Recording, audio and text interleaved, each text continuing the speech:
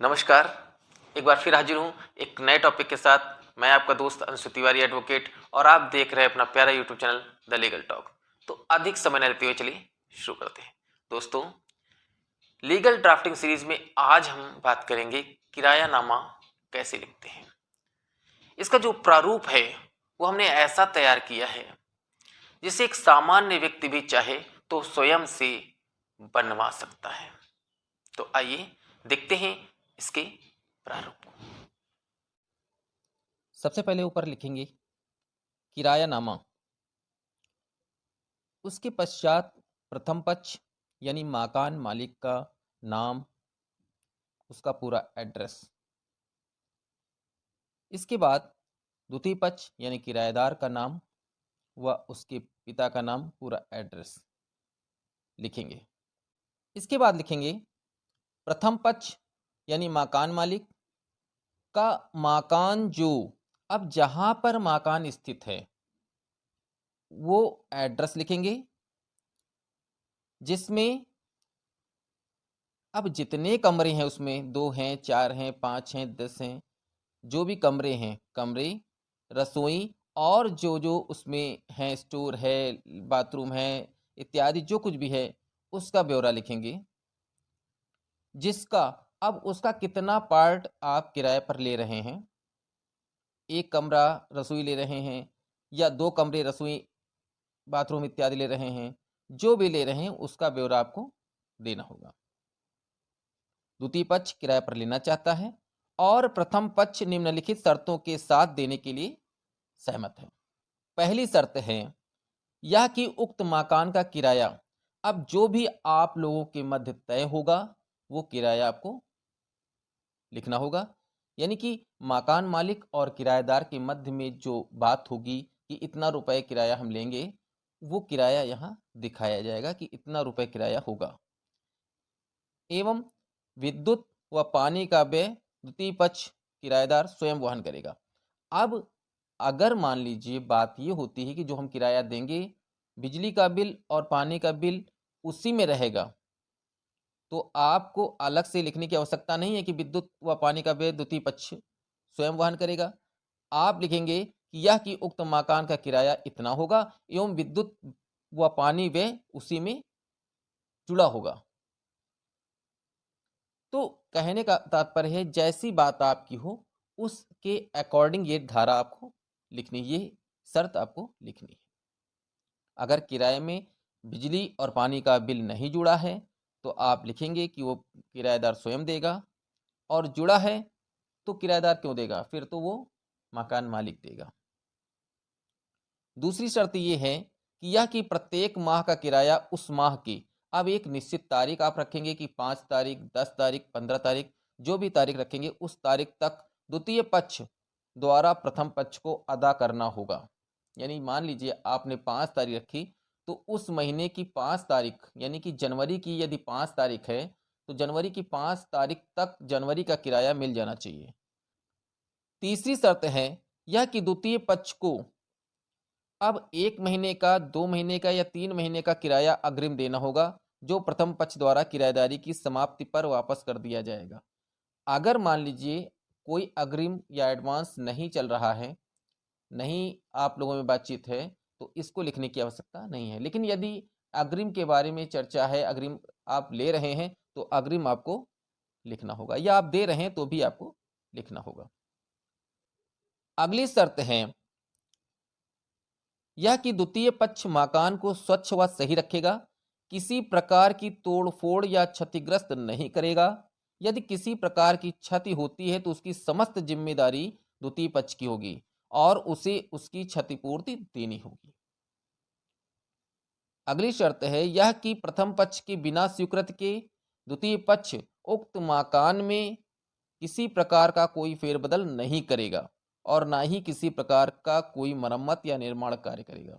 यानी जब तक मकान मालिक नहीं चाहेगा, किराएदार उसमें किसी प्रकार का कोई फेरबदल नहीं कर सकता। अगली शर्त है कि यह कि द्वितीय पक्ष उक्त मकान को केवल निवास के लिए प्रयोग करेगा, उसमें किसी प्रकार का कोई नैतिक या अनैतिक व्यापार या व्यवसाय नहीं करेगा। आपने निवास के लिए लिया है तो आप केवल निवास के लिए ही प्रयोग करेंगे। अगली शर्त है यह कि द्वितीय पक्ष उक्त मकान को किसी अन्य व्यक्ति को उप किराए पर नहीं देगा। उसके बाद अगली शर्त है यह कि उक्त मकान के रंगाई पुताई का कार्य प्रथम पक्ष द्वारा एक निश्चित समय पर कराया जाएगा।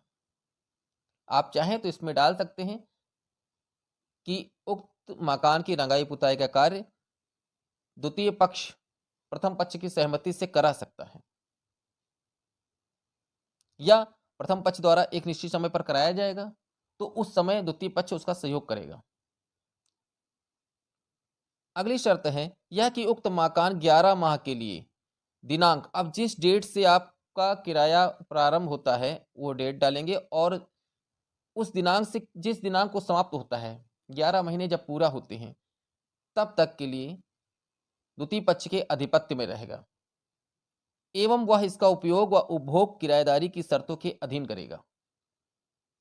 अब ये नहीं है कि आपने किराए पे दे दिया लेकिन पर डे उस मकान में आप जा रहे हैं, हस्तक्षेप कर रहे हैं।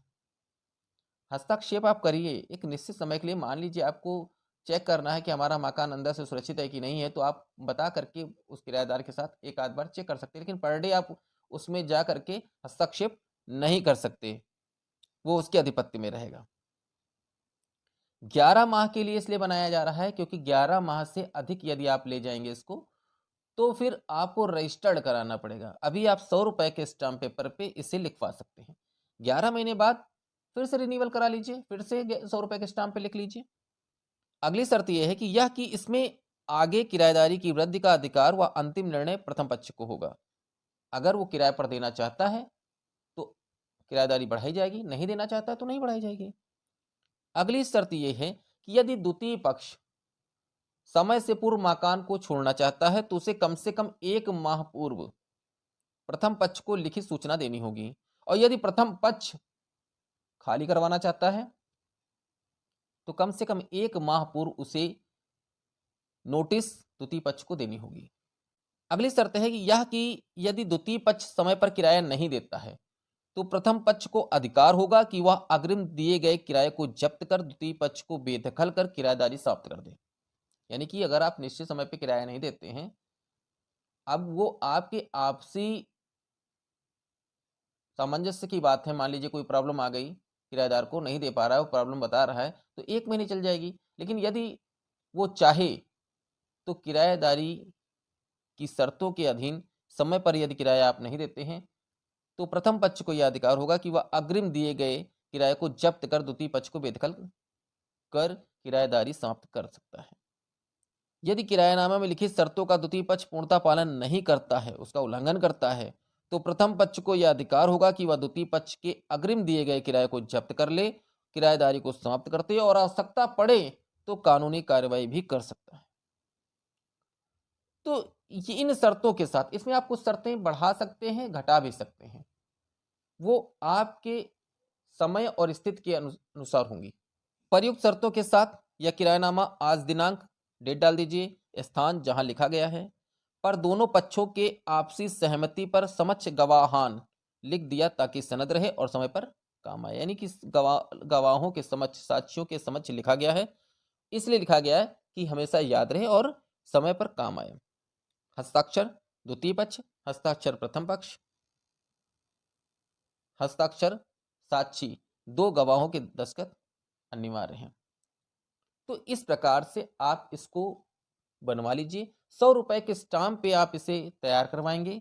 100 रुपए के स्टाम्प पे इसे तैयार करवाने के बाद आप इसे नोटरी जरूर करवा लीजिए। नोटरी कराने से ये मजबूत दस्तावेज हो जाएगा। तो आशा है कि आप बहुत आसानी से इसे समझ गए होंगे। फिर भी यदि कोई प्रश्न आपके मन में है तो कमेंट बॉक्स से जुड़िए,